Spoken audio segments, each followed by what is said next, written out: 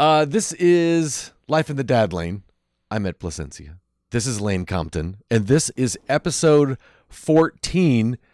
4 months. I've stopped going. I was like, you know what? If Lane stopped counting weeks, I'm going to stop counting weeks. It'll be episode 14, 4 months, and we'll have a few of each month. But I think that's fair. Hello, Ed. I think that's fair. Also, it helps me when starting and you say, welcome to Life in the Dad Lane, episode whatever, week whatever, and you go, right? Week, and I'm like, I don't know, Ed. I stopped. I had just been nodding, so now it makes me feel much better. Okay, good. That we're on just months. It's months in like a couple weeks. I don't know. We're in the 4th month. We're in the what's 4th important, month, which is a big month. Why? What's going on this month? Why is it a big month? I'm glad you asked, Ed. Oh, look at that. See, like how I set that up. See? We should be on a volleyball team. Setting you up so well. Yeah, there you go. Spike is coming up. The thing that happened this past week was first time trying a solid food. Which, really? Like 4 to 6 months is when they suggest kind of starting to introduce that. Of course, solid in the sense that it's not breast milk, it's a real food. Not solid because he has no teeth. No, I was going to say, I was like, is he on steak already? What's going on? I saw your eyes go big and then how? I could see it all happening. He had no teeth the last time we talked. I just threw him a steak raw and put him in the backyard. Exactly. He's still out there working on it. Yeah, exactly. We're raising a wild animal. Like pureed or really soft. So we started with a sweet potato. And sweet potato cooked with baked with a little bit of coconut oil. Oh, okay. We had been making a meal that was going to have that, and my wife's like, let's try. It's kind of that time to start introducing him to. Basically, what I'm learning is it's introducing different textures, of course, different flavors, but taste and texture exploration, so that when they do get to the stage where teeth are coming in, like at 6 months, they're able to hold their head up on their own. And that's really when you want to start, because right now he's, sitting down, you pop a blueberry in his mouth. He's not going to know what to do with it, and he'll swallow it and choke potentially. Right. Yeah. So just like some mashed up sweet potato on my wife's finger, and then him just kind of like gumming it and trying it and tasting it and then learning, oh, I can swallow that. And he went bananas for it. Really? I mean, just bananas. We tried it twice in this week. The first time was just on my wife's finger, and he would try it and, kind of figuring it out. And then I was like, you want some more? And brings it over, and he grabs on 2 hands. He's like, and putting his mouth and popping out, and then just laughing hysterically. Really? Yeah. And then just like playing with it on his tongue. There was so much fun exploration. Wow. And then the second time was on a spoon, and the same thing. Like the spoon goes in, he takes it off, waits, and then just erupts in laughter. Sweet potato again the second time as well? Yeah, same thing. Yeah. And like more on a technical thing that I was learning primarily from my wife, but from my own research in prep for this, to kind of talk about foods and when to introduce that and things like that.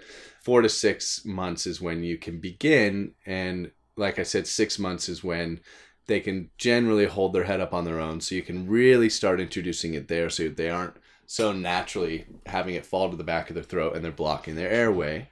Right. But it's also about starting to check off allergens and making sure things are okay. Yeah. So that when they do get to the stage around 12 months, where, as we've discussed up till now, the breast milk has all the nutrients that they'd ever need. Right. But as they start getting bigger and they're growing at the 12-month mark, generally, there's wiggle room. Of course, it's not, I think, a direct on this day on the 12th month. Right. They start to not get all the nutrients that they need. Iron in particular is not as prevalent as much as they need in the breast milk. So having solid foods is, when you really start getting into it. And teeth can start coming through, because that's another thing that's in tandem with this right now, is he is really teething. Really? Hardcore right now. Yeah. And we would kind of thought, I think we discussed before that we thought maybe that's what was going on with some of the upset and, he's starting to gum on things. Do you know if it's upper or lower right now?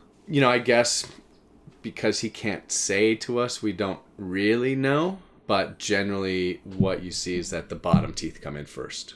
Okay. So I'd say rule of thumb from what I've heard or read from my wife in the books is like, yeah, it's the bottom teeth is what come in first.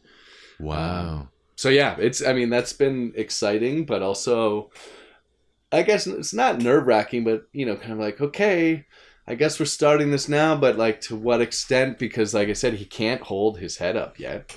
Yeah. Also really excited because of just the exploration, the watching him in the discovery of it is, when he's just hysterically laughing, so happy to be trying things and wanting more, I suppose that's a good sign. And we can check the sweet potato box as not being allergic to legumes, I guess, is what that box would check.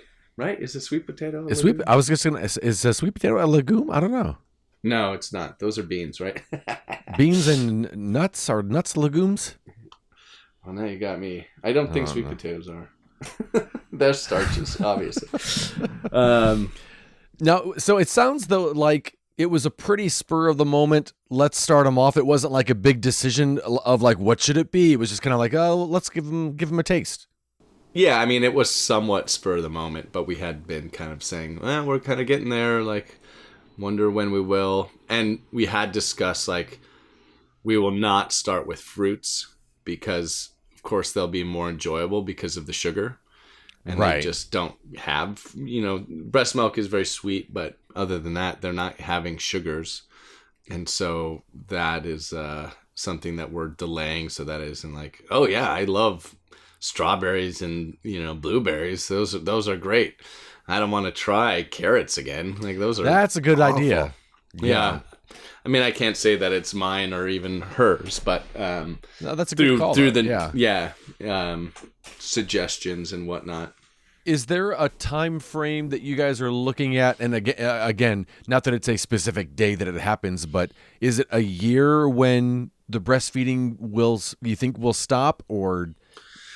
Yeah, we haven't said exactly when we will. I think that is a time when you want to have solid foods really introduced, because they're going to be getting just as much nutrients that they need for their development as the breast milk.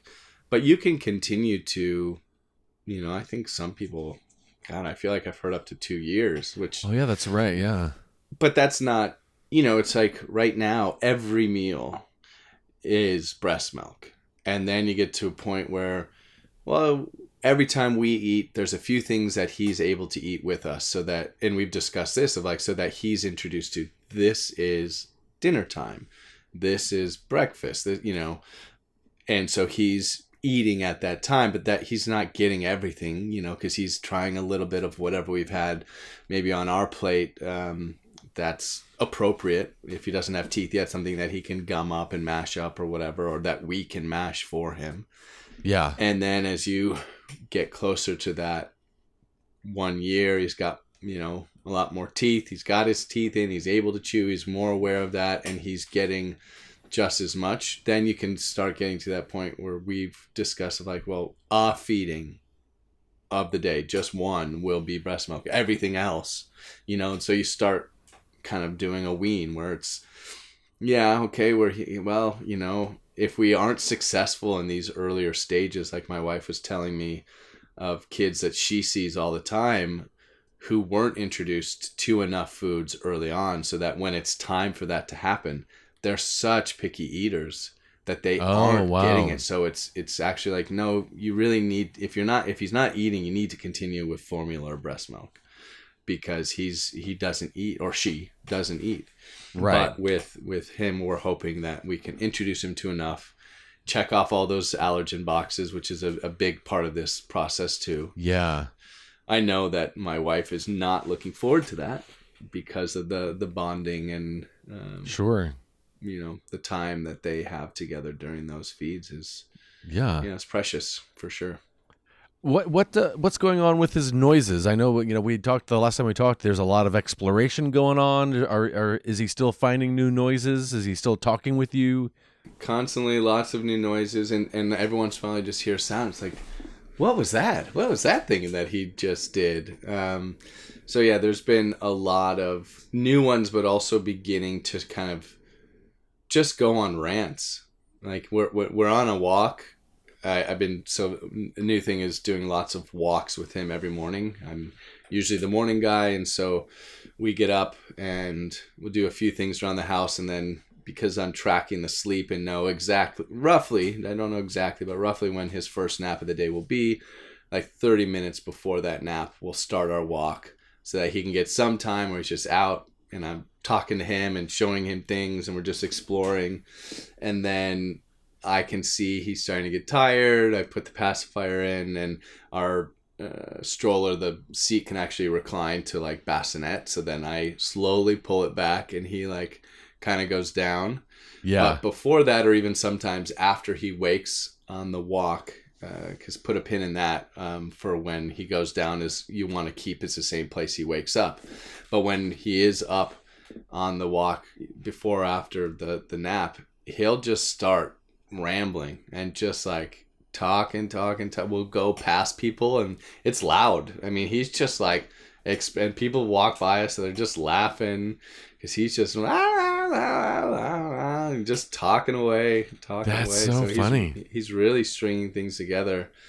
I would love some insight into what's going on in the mind, because if he's not talking, the observation, the ability to just like watch and take in, he's so aware, and you can see he's trying to figure it out, whatever it is. Are you having exchanges of words and noises? Like, is it an answer and take turn thing? Like a call and response type of thing? Yeah. No. I mean, the books, the royal, they will encourage you to kind of talk back in the same fashion or repeat or give them back what they are giving you, which to me was somewhat counterintuitive. I had always thought like, no, like talk to them as you talk so that they learn words. But it's actually encouraged to kind of make the same sounds back to help that development and encourage that. So we do that, but it's often when he's talking, if I try to like go with it, then he stops. And then he's like, okay, are you not going to do anything? Okay. And so like, even on like FaceTime calls, we did a couple this week for my parents. It was both of their birthdays. And so, found good times in the day when he wasn't fussy and in a good mood to try calling in. But I have to tell them like, just listen, because he's talking and they want to like jump in. As soon as they jump in, he stops because he wants to hear. But if he's going, if you just let him go, he'll just keep going. It's like he knows he has an audience, and he'll just go unless you try to record him. Is that right? As soon as the phone comes in, he's like, blah, blah. That's funny. And you're like, oh, okay. And then he'll go back to it. But like the phone can't, like, I mean the camera, but it's the phone. As soon as it comes out, it's like he's already aware of that. Like he's being filmed. That's so interesting. It is. It's really wild. But yeah, I mean, he isn't quite doing like a call and response thing, but he's very much aware, even on the FaceTime call, like I'm talking at that person and hearing them when they do make sounds back. And then he gets bored of it and, there's something else more interesting in the room. But generally speaking, he's aware and I think somewhat conscious of who it is if he knows them. Yeah. Right? If I'm at home and my wife calls in, I'll put it on speaker because I'm really fearful and trying to not have the phone out in front of him as much as I mean, obviously I just said I pick it up to film him and he knows it, but I'm like so fearful of thought that he'll think the phone's more important than him. And I know that that's a big thing I've been hearing from, different sources about what's good and bad to have with kids. And Right. all that. But I will put it on speakerphone then if my wife calls in, and as soon as she starts talking, it's like, Mom. Oh, that's Mom. And he knows. And so even with Grandma and Grandpa this week, he's aware. And when my wife's parents, we do FaceTime That's with awesome. them. Yeah, it is. It's really sweet. And my sister, too. She FaceTimes with us a lot. And so he's aware. And when you do a new sound, I've been trying to do, different things. Mm-hmm. Because he is like, oh, that's different. If I'm constantly just going, oh yeah, okay, same tone or register, it's just like that's normal. But then doing something else, like I was actually thinking about you because some of the vocal lessons that I learned from the Right to Speak book, I do still in my kind of not daily, but a couple times a week, especially if I'm doing lots of voiceover or I'm going to be performing on stage or screen, I'll do my vocal warm-ups. And so I was like, I'll just start doing that, going through all the different resonant areas with the alphabet. And he loves watching that. It's like, Really? Oh yeah, because when it changes and it goes deep or when it's a higher register. So trying to just show him as many things to kind of spur his own imagination.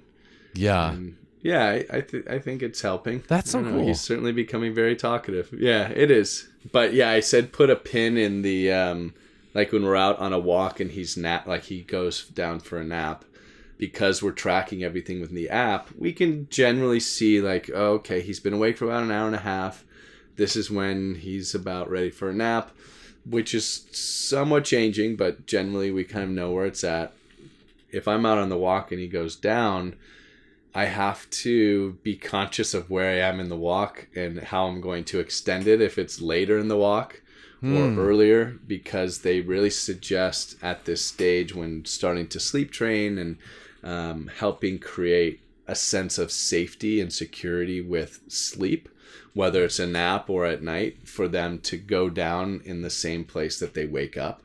So if it's in your arms or if it's in the stroller out on a walk, it's best to have them wake in the same place. So it's been a good challenge. Sometimes it means a good challenge for me. It's going to be a much longer walk. Yeah. So make sure I'm not at the bottom of a hill thinking right. that it's over. But yeah, that's been, another thing that we're really starting to implement. I know we kind of discussed it last time, but, starting with the nighttime sleep is what's suggested, and developing that, routine of like, what are like the 30-minute thing that you do every night to kind of get like, it's a ritual. And to create that awareness of that's what's happening and it's okay and you're going to be safe and here's the same things we always do. So it feels like there's a sense of comfort and ease into the sleep. And so we're refining that, and I feel like we've got our, set 30 minutes. Sometimes we don't get through all of it and he's just too fussy to read that book or that second book because he's just like, been pushed to the limit, and it's like, I'm fucking tired and I want to go down now. It's like, okay, I'll feed you. Let me go to sleep. Yeah. But it's still, I think, helping create the awareness of like, if he's too tired, he's just letting you know at that time, I'm too tired. Yeah. I can't do this. And then, we'll do the feed is always the last step that we've been doing before going down. But you're asking some questions before, and it's like, okay, we got to start like looking at what are the things that we're doing. Like I said, okay, keep him in the same place where he goes down is where he wakes up. Yeah. We've been having him for his naps during the day, most always, unless it's the walk, he's falling asleep on us. And so now there's that security blanket of on one of our chests is how he goes down and being held and kind of walked around or rocked, which is great because he needs to sleep, right? Yeah. But when it's time to do, the full on sleep training, we move away from the nighttime to the daytime sleep training of a true nap. we'll have to wean that off. And so the book that we've been reading, The Precious Little Sleep by Alexis Dubief, Dubief, it talks about like what are the things that have become like the security blanket. Like, okay, has he always got a pacifier in when he goes to bed? Okay, that might help now, but then you're making it so that's the only way they can. And so like maybe pick the one thing so it isn't always on your chest and always with a pacifier or always, you know.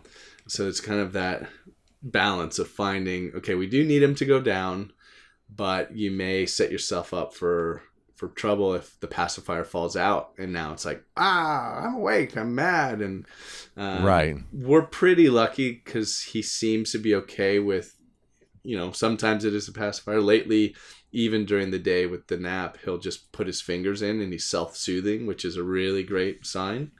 But yeah, it's gonna be a challenge for sure because of life happens. You can't get home right at the right time, or you think you're doing it right, but he's not tired today. Why is he, you know, now it's like 7:30, 8. It's like, oh my God, why is he not going down?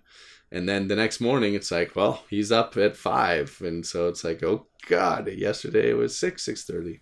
So right. trying to create some routine to help him regulate a little bit. All throughout the book, she talks about how it can be a trying process. So, Yeah. Fingers crossed for us and some ease. But yeah, it'll have to be a process we document and talk about as we go, because we're just kind of beginning it, but it's going to be a process.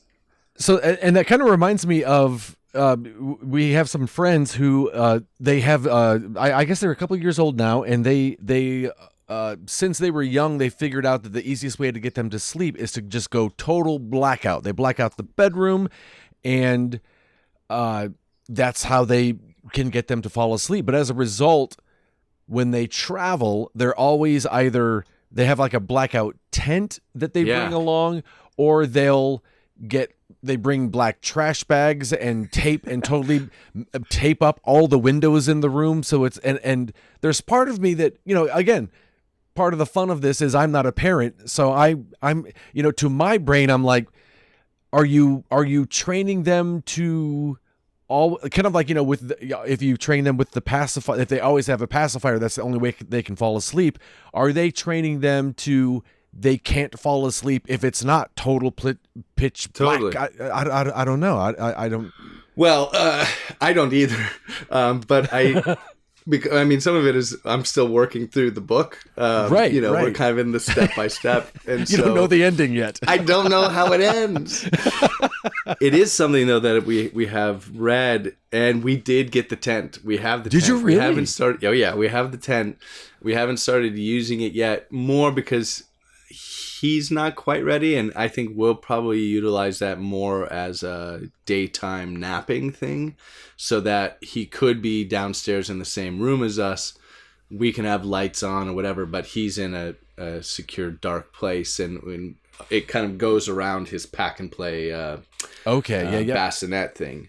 But yeah, the blackout curtains is a big deal, and certainly right now in our stage, we're getting him down roughly 6:37. We start the process around 6:30. It takes about half hour, and then fingers crossed it's 7:00. He's kind of starting to go to bed on his own, and then we will have our dinner and, you know, hang out until, you know, 9-10. I mean, lately for me, because I have been doing the early morning walks and get up with him whenever he chooses. I'm like done at 9:30, you know, 10. I'm like out, like I can't hang anymore.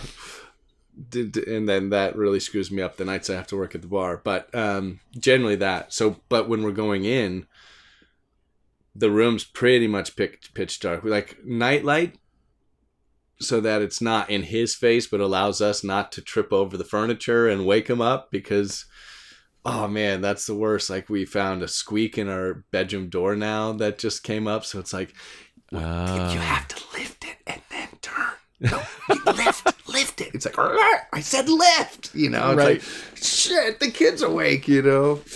So much riding on that, you know. That's you got to be so careful. funny. Yeah, the discussion of blackout curtains is in the book a lot. And my close friend, he had the tent, so I'd seen that utilized, and they use it a lot when they travel. And I think that's also a great example. It's like, I think they started using it once the kid was sleeping in their own room. And so when they would travel, they're all in one room now. And so it's like, well, I got to be up, or, you know, I got to have the lights on to, you know, pack so that we can leave on time, but the kid's still sleeping. Well, okay, you know, at least they're in the tent and it's dark for them. Yeah. But Yeah. I mean, the crazy thing about all of this is you read these things, it's like some of it that may not work for your kid. It's like, we're committed to this book and this pathway and taking what we can from it and trying it. We may get to the, you know, through the stages and be like, it's not working. We got to find something else. How has the sleep training been going? Because I know you guys are just kind of at the very beginning onset of it. I feel like it's kind of too early to say. I feel like some days it's like, great, another day in a row where just kind of left him in the room, 7:00, and he went to bed on his own, no fuss. And then other days it's like every hour he's up, or every 2 hours, like when he was first born, he's up and needing comfort and feeding. And, you know, I think I had shared last time that we're cutting down to not feeding overnight, or maybe just one of the times he wakes up. If we can't get him back down without it, we'll do a feeding. But yeah, it's kind of like 2 steps forward, 1 step back. And sometimes it feels the reverse. It's like 1 step forward and 4 steps back. And, you know, some of it too is like the different phases that he's in his development. And, you know, if now he's more aware audibly of things that are happening and he's so sensitive to it, or his own mouth, like we stopped doing the swaddle because he's able to roll over now. And so that's kind of a dangerous thing. If he's able to roll over and he doesn't have his hands free to help himself, because he can kind of push up doing the tummy time to kind of help strengthen him. So now he's just in a sleep sack with his arms free. Generally that's good, but then some nights we'll watch him and he's in bed and it's just like, you know, and he's waking himself up because his hands are just, he's got energy and he's releasing it.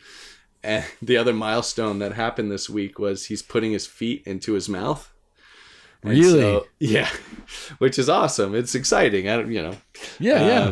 That, you know, started with the happy baby where he's just grabbing onto both toes, and then it was like, I bet I can put this into my mouth. Right. The classic baby move. Classic baby move. And so also now when he's asleep in his sack, you see like on the baby monitor, like feet pop up out of the thing. It's like just a sleeping bag basically of legs pop up, and he's grabbing onto them.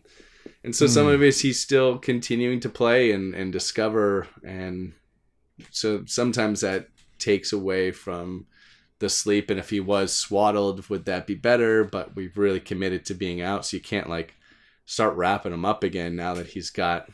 So it's all learning game, man. And we're on the page where we don't really know. We're just starting to implement things. But like I said, we'll have to keep track of this because it's going to be a process for sure. Is he a thumb sucker at all?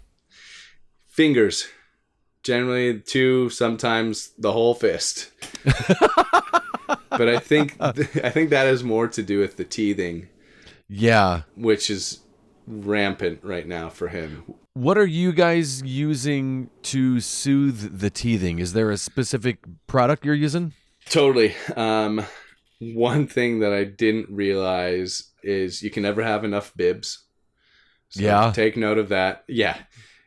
Just because there's so much drool. I mean, he's just constantly gumming and drooling. So his fingers or any of like the rubber play toys that he can just kind of gnaw on and play with, it just causes so much drool. And it's either that or his outfit, and you don't want to be changing the outfit all day. So easy to just unsnap a bib. And we're doing 2 to 3 bibs a day. I mean, because they get like soaked. soaked. Wow. Yeah, it's pretty wild. So yeah, we definitely have a couple of the gummy toys that he can hold on to and put into his mouth, and he's really got a hold of the two hands to mouth, which is another good sign back to the feeding thing and how they're all kind of correlated is in his development, he's now putting everything into his mouth. So it's a stage where he is exploring that way. And so a good time to begin introducing the solid foods for the first time as well. It kind of shows you I'm ready to do that because he is putting things into his mouth. And so he's aware of like, oh, that went into my mouth. And he's ready to kind of play and explore in that way. But then the other thing that we got, which I think probably you've seen it in my feed because everything's baby now, is these little like gummy, like think of the popsicle things that we had as kids where it's like you have a tray and you freeze the, orange juice or whatever in it. And then it's like, oh, it's a popsicle, similar to that, but it's for breast milk. And then you have this little silicone with hole like thing that he can put into his mouth. So there's a bunch of holes on it, perforated. And then you can put it's basically like a little pellet of breast milk into that. And so it's frozen. So that helps numb the gums. But then he can suck on it and it tastes like mom's milk. So there's something familiar. And then the other side of it is kind of a gummy like teething ring. So if he would rather that. Wow. But he likes that a lot. And it seems to really help. But it's like there isn't the correlation with like I'm sucking on this thing, I should be swallowing it. So it's just kind of like gnawing on it. And so it's just like just breast milk drool and his own drool. And that's when we put like the heavy duty bib on, is when he's in that stage or when he's using that tool. But it's been really good. And so we have like 4 or 5 backups at any moment. So that's like, I don't know, he needs it now. So we don't have to be like, well, there's nothing frozen. Oh my God. Right. What makes the bib a heavy duty one? Is it thicker? Does it have plastic on one side that's like waterproof, or what is that? Yeah, it's much bigger and right. thick terry towel cloth. We haven't gotten to like the plastic, this is like something that it's almost fashionable. Really? Like you're like, yeah, in a way it's like kind of like the bandana look, but it's to help him. I know, it's crazy. And we have so many, and for good reason. I mean, truly, we're going through 2 to 3 a day. Wow. Without fail. And otherwise, it's just like, you go to hold him, and it's like, you're wet, and it's through to his shirt, and his shirt's wet. It's like, we waited too long to change this. Yeah. But, yeah, I mean, they're just kind of like loop around, snap in the back, easy to pull off. Some of them do go over his head. Yeah. And those are a little bit more the bigger, like heavy duty ones, which we put on when we were feeding him with the spoon, the sweet potato. But yeah. Speaking of looping over his head and all that, how is he when you're putting clothes on him? Is he... That's a good question. That's one of the stages of getting dressed that he hates, when clothes have to go over his head. And he's getting better at it, but he'll like, you see him kind of go like, oh my God, we're doing that thing again. And as soon as it's over, it's like, oh, and then he gets free and he's like, oh God. And he's getting better at it, and we're aware that he hates it. So kind of like prepping him for it or stretching it out as much as we can, or like kind of sneaking it over. But there's some that's like, oh God, it's tighter. And he's like, he's trapped under her, and he's like, it's like, right. Yeah, he gets a little scared. He's not as scared as he used to be, but he still hates it. He hates that. How does he do, like with sleeves and legs? Is he cool putting those on? He's a really easygoing kid. I mean, you kind of, if you put him on in it, he's okay with it. Yeah. Yeah, I think we're kind of lucky in that regard. We haven't had too many things. I mean, I think there's been moments where it's like, you didn't need the full length pants and sleeves for the 85-degree weather and a walk where you're in the carrier next to dad's chest and, dad's sweating and, but even then he doesn't, complain in any way. Like, of course, not saying I don't like this, but like he doesn't show any sign of it. Yeah. Just like, oh, you're really sweaty. I'm so sorry, dude. Why didn't you say something? Right. Yeah. No, I mean, even like when moments where we miss that he generally you can hear when he takes a poop and his diaper, sometimes you miss it and it's like, oh God, you stink. When did this happen? But he's just like, I'm fine. I don't care. Like, no problem. And I think nothing. some of that diapers have gotten so good at absorbing things. But yeah, he doesn't complain. Yeah. We were talking a little bit about sleep training and what have you, and we're recording on a different day than we usually do. We're about an hour earlier than we usually do. It's very quiet in the house from what I can hear. Is it because it's a different time of day? Is it because the daytime has gotten a little bit easier, or is just the luck of the draw with the day? It helps that it's earlier. When we started, he was in a nap. I've heard today was also bath day. So he was getting a bath, and I heard that start, and he's been talking a little bit. I've heard some of it, but there hasn't been any complaining yet. Yeah, yet. I like that.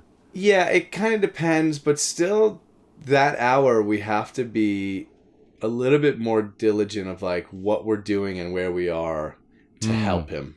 Because it is that, that stage. And we're trying to shift some of the naps so that he's not napping so late in the day. So that it pushes the going to bed later, but also then kind of confuses him because daylight savings, right? We had been... Yes. Yeah, and so now it's dark so much earlier, and if he wakes up from his nap and it was light when he went to bed, it's now dark when he gets up at 4:35, right? I mean, it's 4 now, and where we are, it's also kind of overcast, very overcast, but the last kind of 2-3 days, we've had a lot of rain, and so he's been taking much longer naps because during the day, it's just kind of, it's rainy day vibes in the house, too. It's just kind of... I mean, I'm in my full sweatsuit still at 4 o'clock in the afternoon. Yeah, it's Saturday, right? I think before we had talked about it early on, but does he have any kind of sound when he sleeps? Like, I'm sure the rain was a soothing sound if he can hear it. Yeah, I mean, we're doing the white noise sound machine for sleep. But I opened both of the sliding doors on the main level because it was really coming down and very loud. And I thought he would like it. I don't know that it helped, but he didn't hate it. And he was very interested in all the rain and the water on the ground because we always spend a lot of time outdoors in our little back patio. But I walked out one of the times after it had stopped raining and all the leaves that we always go touch of the different plants, and we go around and we talk to all the plants and, smell the rosemary and the basil and the mint and the lemon tree because they're very fragrant. And I'm just trying to introduce them to scents. But also, when I water, I talk to the plants. So I'm introducing him to that. So we go and see all the plants, but they all had water on them. And so when he's touching the leaves and watching the water fall off and then on his hands, it was like this whole new thing. And then this morning it was pouring rain and we have a little bit of a covered area, but water can still run under it. So we could be out there not being rained on, but the water was running under our feet. And he was just like watching the water move and like wanting to touch it. And so he bent down and he just watched the water run across the concrete patio for like 5 minutes. Just like, what is this? Yeah. Has he been in rain? Yesterday when we went on a walk, it started raining halfway through. So he got some rain. Yeah. Did that bother him or was he pretty chill with it? He didn't complain, but I mean, we weren't in it that long. Yeah. And he was covered, but it's not a rain repellent I mean, I'm sure it repels water a little bit, but it's not waterproof. Right. Right. And he had just like a linen blanket over him on his legs. And so it was like, I got to get you home now. Right. We're going to be soaked. Yeah, it is cool to see the first time things though. And I'm really excited about those with him. So any chance of like, oh yeah, there's water on the leaves. Let's see what that's about, you know, and helping encourage that. And then just watching it. It's so cool. He's such a great, he's pensive. He definitely can sit and just like watch. And my wife and I are both a little bit that way. So I was just going to ask who that is. I think it's both of us. Yeah. Yeah. Yeah. It's both of us. For sure. Yeah. That's so cool though. I love that. Yeah. I love that even at this age, you can pick up on those little things like that. Those little details of personality that are starting to show through. Truly, it was kind of reflected from my wife's cousin. And she was saying that. I was like, yeah, he is. And some of it was, you know, from her experience raising her daughter and saying like, that is not normal, or that was not my case, or that's not how it was for me. And then her reflecting back, like the fact that he'll just sit and be okay, just like observing and watching. And we had the benefit of her being there, so we could like cook together, which my wife and I like, while he was being held by her and just watching. Yeah. And it was very cool that he loved to just watch the two of us do what we were doing. And was just okay, just like standing there watching us cook. And we were playing a lot of music too, and the dancing is kind of starting, where it's like music on and he's in her arms and his legs are going and his arms are going. Yeah, it's not rhythmic, but it's definitely like, I'm moving, this feels good, That's really cool. Yeah, I love that. Yeah, big. It feels like, I guess, kind of like a big week, really. A lot of things that maybe had been, is that what he's doing? I'm not sure. Now it's like, oh yeah, he's responding to the music. He's definitely teething and liking to have the little gummy thing, and the discovery of the two hands. Still, the left hand is dominant. I'll be surprised if he's not left-handed. Really? And either one of you are left-handed? Neither. Yeah. But talking to my parents, both of their parents, or my mom's parents, both of them were left-handed, which I didn't remember. Oh, wow. So I don't know, maybe it skips 2 generations. I don't know. Yeah. Right. But yeah, my wife isn't, I'm not. But we'll see. Put a pin in that. We'll see if that continues to develop that same way. Speaking of a big week, any big entries? I got an entry for you. Oh, yeah, really? Oh, snap. Oh, yeah. I'm nervous for you in retrospect. It was a good one, man. It was a really good one. Let me just pull it up. This was yesterday morning, 9:35. Mushy, brown, yellow blowout. We've been out here for days. Anticipation only growing with every passing wet burrito. That's what I'm calling the diapers full of pee, because you wrap them up and put them in the bin. It kind of looks like a burrito. Anticipation only growing with every passing wet burrito. With each one comes the thought that this might be the one. Some even come masked with the scent of doom. But no, we've stopped counting the burritos as each one drops in the bottom of the hamper. The story of the boy who cried wolf, played on repeat, has lost its thematic meaning, and maybe we've even forgotten why we're here. It's all fun and games at the moment, each one of us seemingly forgetting what could lie just around the corner. At breakfast, it hits. Or does it? And we've all been sitting there thinking, yeah, maybe it could have been it, but we keep eating, blissfully ignorant. We've fallen so accustomed to these false alarms. This could very well be one too. Mom looks over to seemingly a relieved face on the kiddo, an innocent disguise. Then there's something a bit more audible, followed by a bite your lip and give it hell face with more eruptions. And still, breakfast continues. The troops have become completely complacent.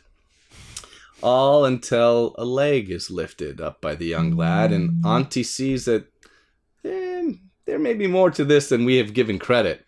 5-alarm fire, all hands on deck. Commence emergency changing. Dad rushes to the rescue, picks up the boy, only to find both hands covered in shit. Ah! What do I do? What do I do? What do I do? Arms shoot out, fully extended. Panic sets in. Should I just take him to the shower? Should I take him straight to the shower? Meanwhile, Auntie cleans the desecrated chair where the dread has gone. Mom rushes to help, waiting at the changing table like a doc that's just been scrubbed in the waiting room, or in the emergency room. The Chucks pad is down, waiting to sop up any escaping fluid. Dad is instructed to go wash up, as Mom has, and to come back here. All the while, baby, cool as a cucumber, watching the mayhem around him with intense curiosity. Whatever could be causing these people, Dad, to run around like a chicken with his head cut off.